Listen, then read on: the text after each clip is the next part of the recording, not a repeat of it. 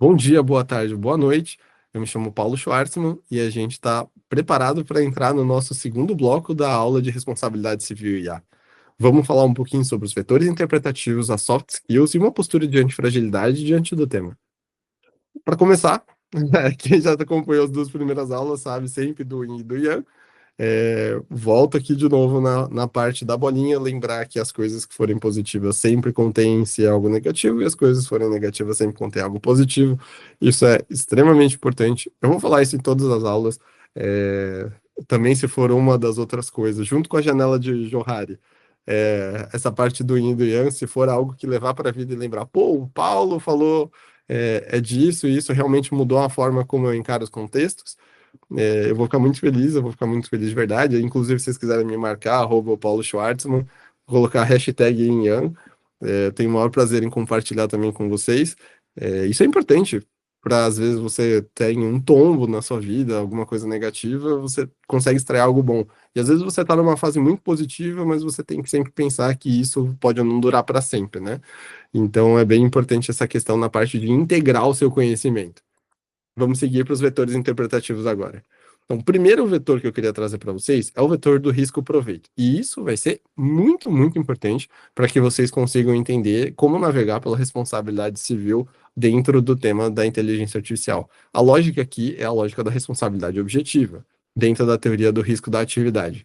Então, a ideia é aquele que vai receber os bônus, vai arcar com os ônus da atividade que está exercendo.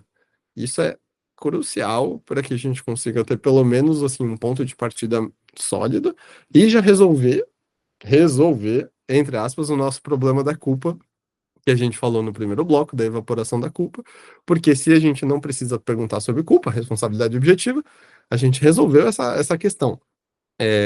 Então, esse primeiro ponto vai estar permeado dentro de toda a ideia de responsabilidade civil e IA. Se você tivesse que pegar alguma coisa dessa aula, é lembrar que para a questão de responsabilidade civil em A, é muito importante que você entenda que a responsabilidade segue a lógica da responsabilidade objetiva, teoria do risco da atividade, quem recebe os ônus, quem recebe os bônus, arca com os ônus.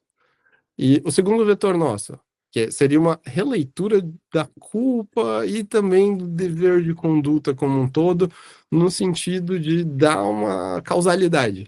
É o vetor da governança contínua, ou seja, não basta você soltar um determinado programa de inteligência artificial, ou não basta você ser uma empresa que se utiliza de inteligência artificial, você precisa ter uma governança, e aí leia a governança como accountability, você precisa de transparência, de responsabilidade, você precisa de algum tipo de protocolo, de auditoria que você faz sobre o uso da inteligência artificial. E isso é contínuo.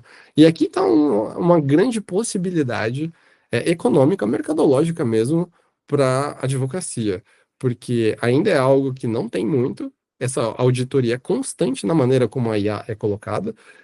Então, eu até falei na primeira aula nossa sobre essa questão do auditor de viés algorítmico. Eu acredito que vai ser uma profissão do futuro. Talvez não seja, se não tiver, me cobra. Mas essa questão da governança contínua já é uma questão atual. E eu vejo pouca gente trabalhando com isso. É uma possibilidade muito grande de você entrar nas empresas, de você conseguir fazer uma consultoria para as empresas, na parte de auditar a maneira como a IA é utilizada dentro dela. E como esse MBA, como essa pós-graduação, ela é focada na prática, ela é focada para fazer com que vocês saiam já com algo positivo, já com um benefício, não só uma pós-graduação normal, aí está um grande nicho de mercado que pode ser explorado por vocês. Esse é um ponto. O terceiro ponto, eu chamo carinhosamente de SHY, que é o XAI, né? Explainable AI, que é o vetor transparência e explicabilidade. É uma questão de trocar o nexo causal para um nexo procedimental. Você consegue explicar como que funciona aquela inteligência artificial? Você consegue explicar a maneira como essa inteligência artificial está sendo utilizada? Então, esse XAI, Explainable AI, ou seja, inteligência artificial explicável. Em português seria IAE, mas fica muito parecido com IAIAO, então a gente fica com o XAI mesmo. É muito importante. É necessário que você não falhe em explicar como que essa inteligência artificial está sendo utilizada e como que ela funciona, pelo menos em linhas gerais. E aí fica esse outro ponto. Você consegue fazer essa explicação? Você consegue minimamente demonstrar como essa inteligência artificial funciona, como ela está sendo utilizada? Esse é um ponto e é um vetor muito importante. E por fim, coloquei aqui o vetor da socialização do risco, que seria uma forma de solução sistêmica, por isso até que eu coloquei aqui solução sistêmica, que seriam os danos como um custo inevitável do progresso tecnológico. Ou seja, se a gente sabe que o progresso tecnológico vai gerar danos, por que a gente, como sociedade, não se organiza? Pode ser meio lanche comunitário, tipo, meninos trazem doce, meninas trazem salgado, mas assim, faz fundos de compensação, faz um seguro de responsabilidade civil obrigatório e a gente meio que resolve essa parte dos danos. Porque se tiver esses fundos de compensação, se tiver um seguro de responsabilidade civil obrigatório, já não entra mais essa questão de quem tem o risco. Aquele que explorar uma atividade econômica, ou, nesse caso, o governo, ou qualquer tipo de entidade que ficar responsável por isso, vai fazer essa socialização do risco. Obviamente, isso vai estar embutido no preço do negócio, né? Não dá para fingir que se você tiver um custo para o empreendedor, ele não vai repassar para o consumidor, ou se você tiver o Estado como segurador, ele não vai repassar isso para o contribuinte também. Mas, de qualquer forma, seria uma forma da sociedade em si conseguir se organizar de uma forma mais, digamos assim, organizada mesmo. Organizada porque não fica dependendo de cada um dos agentes, fica uma solução sistêmica. Passados esses vetores interpretativos, vamos pensar no que cada um de vocês pode fazer para desenvolver soft skills que sejam relevantes para conseguir trabalhar com a ideia de responsabilidade civil e IA. A primeira delas é o que eu chamei de raciocínio econômico jurídico, ou REG, se você precisar, ou REJU, se você achar mais interessante, mais bonitinho. O que é importante é você entender que é uma mistura de análise econômica do direito, A e D, com prática. E como assim? Para desenvolver realmente essa capacidade, esse raciocínio econômico jurídico, não basta você analisar economicamente o direito, você fazer cálculos de previsibilidade, pegar sua geometria, entender a porcentagem que você tem para ganhar e ver o custo de exercer o direito, de perseguir esse direito, mas você tem que ter uma certa prática nisso, para que você consiga entender como fazer essa alocação de riscos e incentivos na vida real para o seu cliente. Então, assim, é mais do que eu conhecer a análise econômica do direito, já fica a dica, conheçam a análise econômica do direito. Tem vários livros sobre essa questão, o Eric Navarro tem livro sobre isso, o Richard Posner, para quem gosta de ler inglês, tem livro sobre isso. Mas saiba o que é a análise econômica do direito, como ela funciona, aprenda pelo menos a fazer algum tipo de cálculo de análise econômica do direito e pratique isso para que o seu raciocínio não seja só um raciocínio jurídico, o raciocínio jurídico acaba ficando um pouco para trás, mas pegue seu raciocínio econômico e jurídico, pegue seu REJU, pegue o seu REG, que é essa mistura de análise econômica do direito com prática. E aí você teria o que eu chamo de vetor risco-proveito. Você pega aquele risco-proveito e você analisa de forma jurídica e econômica. Segunda soft skill, muito importante, advocacia como uma técnica de arquitetura de soluções. Então, você, advogada, você, advogado, é mais do que um advogado, uma advogada. Você é um arquiteto de soluções.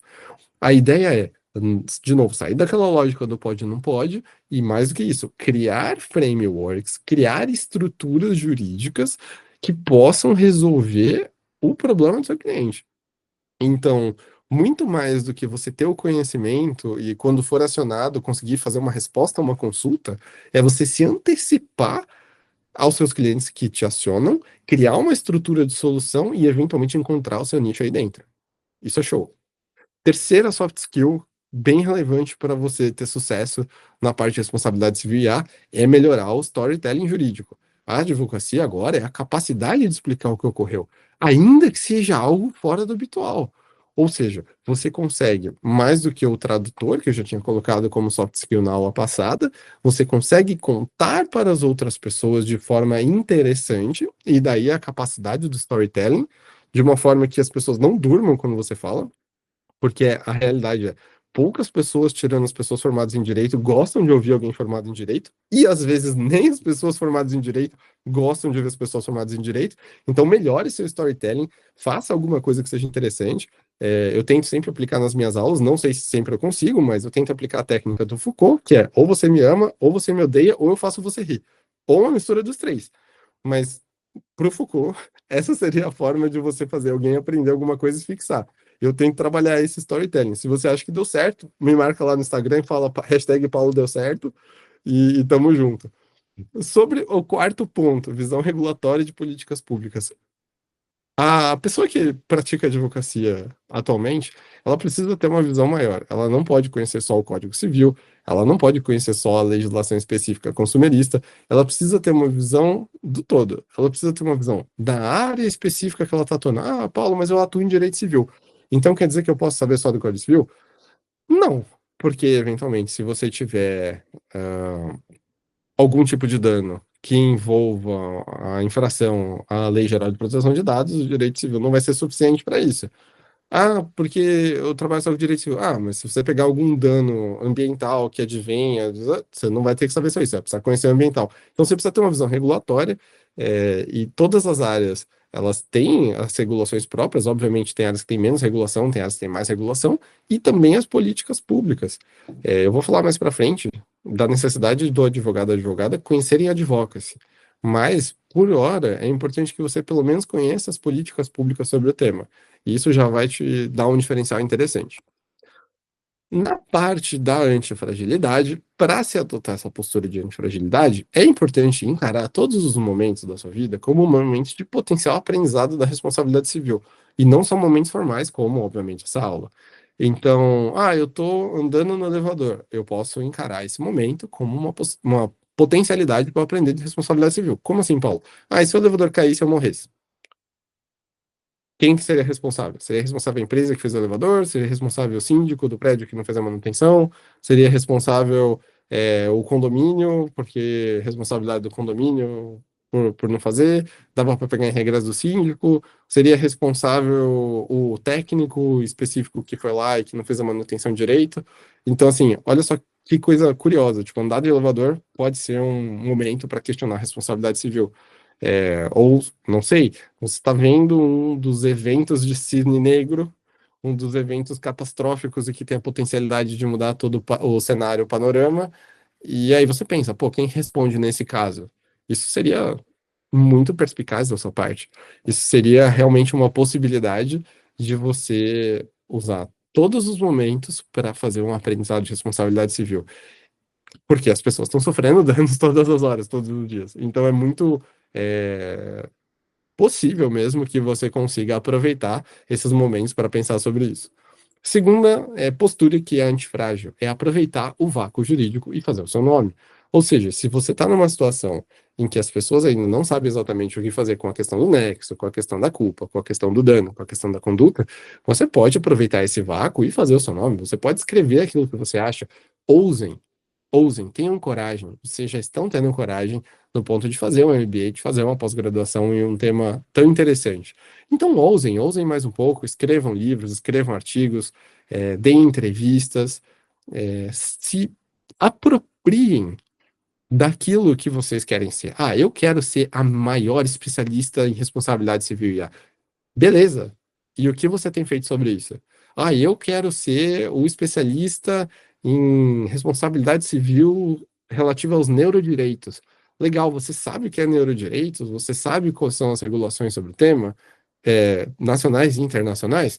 Então, assim, começar a colocar a mão na massa, em vez de achar que as coisas não estão saindo da maneira como você gostaria, é bem positivo. Então, aproveitem vácuo jurídico. Vácuo é uma possibilidade de crescimento. Mas interpretar a crescente complexidade como um ponto estratégico para você colocar maior valor agregado e, consequentemente, ganhar um horário maior. Então, assim, tem toda uma movimentação de contencioso que é mais de massa, com valores agregados menores, e também de serviços que são menos complexos, e também uma movimentação para serviços mais estratégicos. Nesses serviços mais estratégicos complexos, é possível que você cobre valores bônus de honorários. Então, assim, tente pensar naquilo que você resolve. Você resolve um problema pequeno ou um problema grande? Você é a única pessoa que sabe resolver o problema ou você é mais de um dos 1 bilhão de pessoas que sabem resolver o problema? Na primeira aula, a gente viu que o Brasil é o país com a maior proporção de advogados por pessoa. E isso faz com que, se você resolve um problema assim como todo mundo resolve, você não vai conseguir cobrar muito. Mais uma vez, eu tenho um projeto voluntário, Juristrilha, que ajuda as pessoas a se recolocarem no mercado jurídico, e eu já ouvi de advogado que na cidade não consegue cobrar mais do que R$ 100 uma consulta. Já ouvi de advogados que não conseguem cobrar consulta. Já ouvi advogados que receberam por um processo 2 galinhas. Então, assim, você chega numa situação em que a advocacia brasileira está fragilizada. Se você pode, obviamente, explorar de uma maneira positiva a questão de eu tenho que ser diferente, ou você pode se martirizar pela situação negativa. Mais uma vez, aquela questão de integrar o conhecimento do yin e do yang. Cada situação negativa tem uma potencialidade positiva, legal. Tem muito advogado, mas tem muito advogado que faz a mesma coisa, então é fácil que você consiga se diferenciar. Porque tem muito advogado que consegue fazer, por exemplo, uma ação revisional de contrato bancário porque é modelo, na mais das vezes. Tem muito advogado que consegue fazer um habeas corpus, que é modelo, no mais das vezes. Agora, quantas conseguem fazer um habeas corpus por um crime cometido dentro do ambiente digital, num cenário de hipercomplexidade, e é o diretor da startup que ganhou 1 bilhão de aporte? Quanto que você consegue cobrar nesse habeas corpus e quanto você vai cobrar no habeas corpus normal de tráfico de drogas? Então, assim, fica esse questionamento para vocês também, para interpretar a complexidade como a sua melhor amiga e não como algo negativo. E por fim, pensar no pior cenário, e aí você parte para a solução no modo reverso. Esse modo de solução é bem interessante. Às vezes você não sabe especificamente o que fazer para ter sucesso, mas você sabe o que não fazer para ter sucesso. Você sabe que se você ficar na sua casa encalacrado, você não vai ter sucesso. Você sabe que se você não se expuser, você não vai ter sucesso. Você sabe que se você não se aprimorar, você não vai ter sucesso. Então você parte para essas questões mais complexas da sua vida, seja na responsabilidade civil, IA, seja qualquer outra coisa, e você faz o caminho inverso. Ah, eu não sei como é que eu faço para chegar lá, para ser a melhor advogada do país em direito IA. Ah, eu não sei como é a melhor advogada em LGPD, mas eu sei o que o pior advogado faz. O pior advogado, ele não estuda, o pior advogado, ele não coloca a cara a tapa, o pior advogado, ele não se manifesta quando tem essas questões cisne negro. Então, esse modo de solução reverso é uma grande dádiva para resolver essas questões mais complexas. Eu espero que vocês tenham gostado dessa aula, desse bloco. Se gostaram, marca lá no Instagram, é bacana, eu gosto de interagir com vocês, ou faz um postzinho legal no LinkedIn, LinkedInize essa pós, esse MBA, e a gente vai acompanhar no próximo bloco a questão da janela de Johari. Vocês sabem que eu adoro a janela de Johari para poder explorar os temas de uma forma mais holística. Então a gente vai abordar a janela de Johari no tema de responsabilidade civil e IA. Aqui estão meus dados de contato. Foi um prazer estar com vocês nesses minutinhos. Um abraço.